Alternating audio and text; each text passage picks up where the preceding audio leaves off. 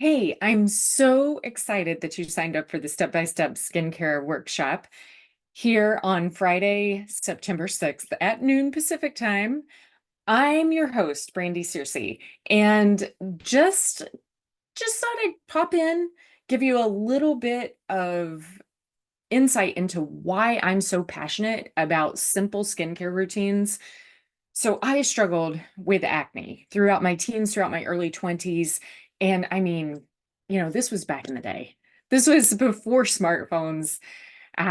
This was like I did all the things. I went down the traditional Western medicine route. I tried all of the topical stuff, the benzoyl peroxide, like the super harsh stuff, the stuff that knowing what I know now, there's no way in the world I would have put on my face back then. Um, I tried topical antibiotics, oral antibiotics, like the whole gamut of things, and ultimately wound up on a course of Accutane. And during that round of Accutane, I started experiencing symptoms that just weren't right. And I mean, these, in the grand scheme of things, these were not severe side effects. These weren't the kind of, you know, absolutely terrible side effects that you hear about with Accutane. Even so, they were scary enough to make me stop taking Accutane mid-course. Like I was like, I am done with this. This is not good for my body. It may be helping me achieve better skin, but I am done with this. And in fact, I'm going to do a 180 in my approach to skincare. And I'm going to start actually treating my skin like an organ to be loved rather than a canvas to wage war on. And in that moment, I mean, this was a very profound statement back in the early 2000s because it was hard to do the kind of research that is, just a click away nowadays.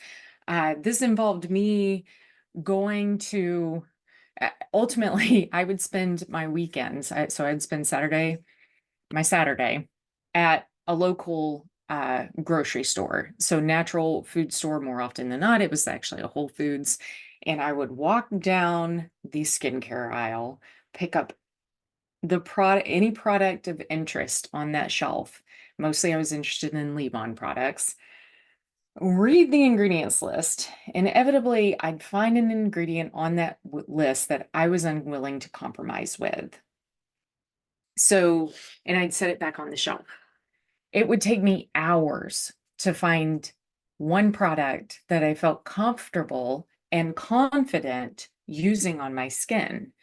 And ultimately, what happened was I wound up with a handful of products. I'd use them for a while. I was spending time like in conversation with people. I'd find myself wondering, like I'd be daydreaming while I was having this conversation. And these were people that I loved. This was family, this was friends. I'd find myself thinking about the products that were on my skin. And I'm like, this is unhealthy to be this obsessed with what's on my skin and worried about whether or not it's actually causing damage. And I am a research scientist by training. I mean, technically, I'm a chemical engineer, but that's neither here nor there because I have been doing research. I have been working in the field of research since I graduated back in 2004. So I actually started out at the CDC, moved from there into anti-cancer research, and then from there kind of hopscotched all over, have been in many different industries. Pesticides is actually the industry I started out with, learning how to formulate skincare. Surprisingly, the principles are the same whether you're formulating pesticides or whether you're formulating skincare.